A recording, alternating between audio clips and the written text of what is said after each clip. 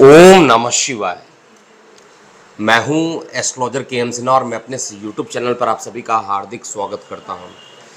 देखिए, सूर्य देवता 14 अप्रैल को अपने परम उच्च राशि मेष में प्रवेश करेंगे, लेकिन इसके बाद एक लगातार बहुत सारी घटनाएं होंगी, जिसमें 20 अप्रैल को सूर्य ग्रहण पड़ने वाला है और बेहद प्रभावशाली सूर्य ग्रहण रहेगा। हालांकि इसका प्रभाव भारत में नहीं होगा, लेकिन यूरोप या पश्चिमी देशों में इसका प्रभाव बहुत ही ज़्यादा देखने को आपको मिलेगा। इसके जस्ट 2 दिन के बाद बृहस्पति देव जो है अपना राशि परिवर्तन करेंगे। 21 तारीख को बुध ग्रह वक्री हो जाएंगे और 10 मई का ऐसा डेट होगा जहां पर मंगल देवता अपने परम नीच राशि कर्क में प्रवेश करेंगे। तो ये पूरा महीना जो होने वाला है 14 अप्रैल से लेकर 15 मई तक का जो टाइम है, काफ़ी उथल पुथल होने वाला है। एक तरफ जहां आप देख रहे होंगे सांप्रदायिक दंगे भारत में फैल रहे हैं बहुत बुरी तरीके से, और साथ में कोविड के ग्राफ भी बढ़ रहे हैं। इस बीच में सूर्य देवता जो कि अग्नि के कारक होते हैं, पूर्व दिशा के स्वामी होते हैं, पित्त के कारक होते हैं, इनका अपने परम उच्च राशि में जाना, सामान्यतः परम उच्च राशि में जब ये जाएंगे तो 8 राशियों पर इनका, मैं राशि ना बोलकर लगन बोल रहा हूँ, 8 लगन पर इनका काफ़ी नकारात्मक प्रभाव आपको देखने को पड़ेगा। लेकिन हम बात करते हैं मेष से मीन लगन वाले जातकों पर इसका संक्षेप में क्या प्रभाव होगा, और आप अपनी प्रतिक्रियाएं कमेंट बॉक्स में ज़रूर लिखिएगा। सबसे पहले मेष लगन की बात करते हैं। देखिए, मेष लगन में सूर्य देवता जो रहेंगे वो आपके लगन में उच्च के हो जाएंगे। पंचमेश का लगन में जाकर उच्च का होकर बैठना, निश्चित रूप से एक बात को मैं यहाँ पर कंफर्म करता हूँ, विद्यार्थी वर्गों के लिए सामान्यतः अगर ये अकेले रहते तो बहुत अच्छा रिजल्ट देते, लेकिन ये खुद पीड़ित रहेंगे, राहु के प्रभाव में रहेंगे। इस कारण से विद्यार्थी वर्गों के विद्या अर्जन में सफलता मिलेगी, लेकिन सपोज कीजिए आपने सफलता 98% को माना था, लेकिन आपको सफलता 90% की मिल रही है, तो कुछ प्रभाव कमी देखने को मिलेगा। यानी विद्या अर्जन में सफलता तो मिलेगी, लेकिन कुछ जो उसका पॉजिटिव इफेक्ट होगा वो कुछ कम होता हुआ मुझे दिखाई दे रहा है। इसके अलावा जीवन साथी के साथ एक बड़ा मतभेद हो सकता है, या दैनिक रोजगार के क्षेत्र में कुछ परेशानी होगी। इसका रीज़न है सूर्य देवता अपनी नीच दृष्टि से सप्तम को देखेंगे, और सप्तम जो होता है वैवाहिक जीवन का स्थान होता है, और वहाँ पर भी जो वैवाहिक जीवन के जो कारक ग्रह हैं शुक्र देव, वो भी मालव्य योग का फॉर्मेशन कर रहे हैं। हालांकि मालव्य योग जो बनेगा द्वितीय भाव में बनेगा, अष्टम में देखेंगे तो थोड़ा सा उस पर भी मैंने बताया था कि किडनी रिलेटेड कुछ परेशानी हो सकती है, यूरिन इन्फेक्शन अकस्मात बढ़ सकता है, गाइनो प्रॉब्लम भी इस समय बढ़ने की संभावना मेष लगन में दिखाई दे रही है। वृषभ की बात करना है। देखिए, वृषभ लगन वाले जातकों के लिए वैसे तो सारी चीज़ें अच्छी मुझे दिखाई दे रही हैं। द्वादश स्थान पर ग्रहण लगा हुआ है, लेकिन परेशानी क्या है कि द्वादश स्थान मेडिकल एस्ट्रोलॉजी में देखा जाए तो लेफ्ट आई का स्थान होता है। तो लेफ्ट आई में किसी प्रकार की परेशानी बढ़ जाना, लेफ्ट आई को लेकर किसी प्रकार का हॉस्पिटल पे खर्च हो जाना, ऐसा दिखाई दे रहा है। यानी जो भी चीज़ें परेशानी होगी वो लेफ्ट पोर्शन ज़्यादा निगेटिव रहेगा, और वो भी बहुत ज़्यादा एरिया नहीं होगा। ENT यानी आपका जो आई, नोज़ और थ्रोट वाला जो पोर्शन है वो थोड़ा ज़्यादा यहाँ पे प्रभावित होता हुआ मुझे दिखाई दे रहा है। लेकिन शत्रु हंता का योग भी फॉर्मेशन हो रहा है, तो शत्रु खत्म होंगे, गुप्त शत्रु यहाँ पर खत्म होंगे, और सूर्य देव जो होते हैं वो आपके लिए एक प्रकार से कहा जाए तो न्यूट्रल प्रभाव देने वाले ग्रह माने जाते हैं। चतुर्थेश सूर्य निश्चित रूप से आपको यहाँ पर मकान से संबंधित कुछ चीज़ों में रुकावटें ला सकते हैं। तो जो भी काम करना है 14 अप्रैल से पहले कर लीजिए, अभी भी आपके पास टाइम है। 14 अप्रैल के बाद कुछ रुकावट के बाद काम होता हुआ दिखाई दे रहा है। मिथुन लगन की बात करते हैं।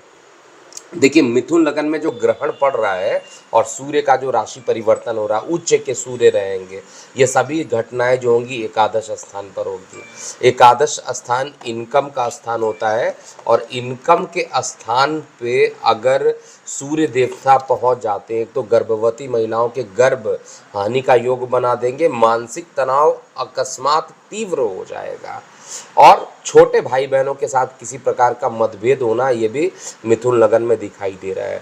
तो मिथुन लगन वाले जातकों को बहुत ज़्यादा ये नुकसान कर सकते हैं, आय के साधन को भी कमज़ोर कर सकते हैं, बड़े भाई बहनों से भी डिस्प्यूट कर सकते हैं और छोटे भाई बहनों से तो ऑलरेडी मैं बताया हूँ, क्योंकि सूर्य देवता तृतीयेश होते हैं, थर्ड हाउस के लॉर्ड होते हैं, तो वहाँ पर भी ये परेशानी करने की कोशिश करेंगे। तो हर तरीके से मिथुन लगन वाले जातकों के लिए काफ़ी खतरनाक रिजल्ट यहाँ पर मिलने वाला है। इसके बाद अगला लगन यानी कर्क लगन की बात करें। कर्क लगन में सूर्य देवता दिशा बली हो जा रहे हैं, डायरेक्शनल फोर्स हो उनका जो रहेगा बहुत ज़्यादा रहेगा और दशम भाव में सूर्य देवता बहुत ही अच्छे रिजल्ट देते हैं।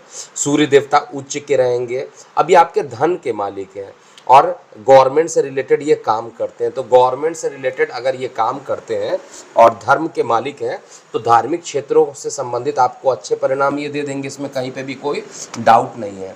कोई भी काम जो गवर्नमेंट से होकर जाता है, अगर आप उस काम को करते हैं तो उसके लिए आपको अच्छे रिजल्ट मिलेंगे। अगर आप अपनी कंपनी चला रहे हैं या गवर्नमेंट से आपका किसी प्रकार का टेंडर है तो उससे संबंधित आपको अच्छे परिणाम यहाँ पर देखते हुए मिल रहे हैं। तो कार्य क्षेत्र में कुछ रुकावट ज़रूर होगा क्योंकि सूर्य को ग्रहण लगेगा और साथ में गुरु चांडाल दोष भी पड़ेगा, तो कुछ परेशानी होगी, लेकिन फिर भी कर्क लगन में इतनी ज़्यादा परेशानी मुझे नहीं दिखाई दे रही है। परेशानी माता के स्वास्थ्य को लेकर थोड़ी ज़्यादा बढ़ जाए ऐसा दिखाई दे रहा है और जन्म स्थान से थोड़ी दूर होकर यात्राएं करे, ऐसी चीज़ें भी कर्क लगन में मुझे दिखाई दे रही है। सिंह लगन की बात करते हैं तो सिंह लगन में ये सारी घटनाएं जो होगी आपके नवम भाव में होगी। लग्नेश खुद नवम भाव में रहेगा, भाग्य में लग्नेश का जाना हमेशा से अच्छा माना जाता है और ये भाग्य में अगर लग्नेश जा रहे हैं तो रिजल्ट तो अच्छा देंगे, लेकिन परेशानी क्या देंगे, वहाँ पर राहु के साथ ग्रसित रहेंगे तो धार्मिक यात्राओं में थोड़ी परेशानी उत्पन्न कर देंगे। मैं तो यही कहूँगा, सजेशन दूंगा कि इस समय ट्रैवलिंग ही ना कीजिए। अगर इस एक महीने में ट्रैवलिंग को अवॉइड कर सकते हैं तो अवॉइड कीजिए, क्योंकि ट्रैवलिंग के कारण कई प्रकार की रुकावटें होना, काम नहीं बनना और उसके कारण मानसिक तनाव हो जाना, ये सभी चीज़ें सिंह लगन में मुझे दिखाई दे रही है। और छोटे भाई बहनों के साथ कुछ परेशानी हो रहा, थ्रोट इन्फेक्शन हो जाना, ऐसी चीज़ें दिख रही हैं जो कि आपको निगेटिव कर सकती है। और सबसे बड़ी चीज़ है, शरीर में आलस्यता भी रहेगी काम को करने के लिए, ये काम किया जाए या ना किया जाए, आलस्यता अगर बहुत ज़्यादा होगी तो और परेशानी रहेगी। इसलिए केवल यहाँ पर आपको आदित्य हृदय स्रोत का पाठ करना चाहिए, सूर्य को जल देना चाहिए। कन्या लगन में ये जो परिवर्तन हो रहा है, सूर्य जो अपने परम उच्च में जा रहे हैं, वो आपके लगन भाव से देखा जाए तो अष्टम भाव में जा रहे हैं। अष्टम भाव आयु का भाव होता है। अब आप ही बताइए, आयु में अगर सूर्य उच्च के हो जाए, ठीक है, तो सूर्य का उच्च का होना आयु में, क्योंकि कभी भी सूर्य को ये माना जाता है कि जिस भाव में जाते हैं उसको वो जलाने की कोशिश करते हैं। अब चौथे भाव में जाएंगे तो माता से रिलेशन खराब करा देंगे, सप्तम में जाएंगे तो जीवन साथी से परेशानी करेंगे, अष्टम में तो आयु पर जा रहा है। तो यहाँ पे आयु का क्या संबंध है मैं बता देना, बहुत ज़्यादा परेशान मत होइएगा। आयु से रिलेटेड यहाँ पर मतलब है कि किसी प्रकार का वायरल फीवर इत्यादि का इस ड्यूरेशन में बहुत तेज़ी से बढ़ जाना है, परिवार में वाद विवाद हो जाना, क्योंकि नीच दृष्टि डालेंगे परिवार में, और धन को लेकर कुछ कमियों का अनुभव करेंगे। तो सबसे ज़्यादा निगेटिव अगर किसी अगले लगन का अगर बन रहा है तो वो कन्या लगन में बन रहा है। स्थितियाँ बहुत अच्छी नहीं रहेंगी और किसी प्रकार के नए निवेश करने से बच जाना चाहिए इस समय। इसके अलावा तुला लगन की बात करते हैं। देखिए, तुला लगन में सूर्य उच्च के रहेंगे, लेकिन ये कहाँ पर जाएंगे, ये उच्च के तो रहेंगे और एकादश भाव के मालिक होकर उच्च के होकर ये सप्तम में चले जाएंगे। तो एक तो शरीर में जो रहेगा पिंपल्स इत्यादि बहुत ज़्यादा बढ़ सकता है, जीवन साथी को लेकर किसी प्रकार का तनाव उत्पन्न हो सकता है। जीवन साथी यदि आपके जन्म स्थान से दूर है, अगर आप दोनों के बीच में किसी प्रकार का डिस्टेंस हो जा रहा है तो जैसे सपोज़ कीजिए कि आप काम के लिए कहीं और हैं और आपके हस्बैंड कहीं और है, तो अगर किसी प्रकार का डिस्टेंस डेवलप हो रहा है तो उतनी ज़्यादा परेशानी नहीं होगी। अगर साथ में है तो वहाँ पर किसी प्रकार की बड़े डिस्प्यूट होने की संभावना अभी भी दिख रही है। दैनिक रोजगार में परेशानी होने की संभावना भी बहुत ज़्यादा दिख रही है। और शरीर में जो पित्त की अधिकता रहेगी वो साफ दिखाई देगी। किसी को इस तरीके से मत बात कीजिएगा जिससे कि उन्हें बुरा लगे, क्योंकि सूर्य सीधा लगन पर देगा, स्पष्टवादी बहुत ज़्यादा बना देगा और स्पष्टवादी बनाने के कारण मानसिक तनाव का बाद में आपको अनुभव भी होगा।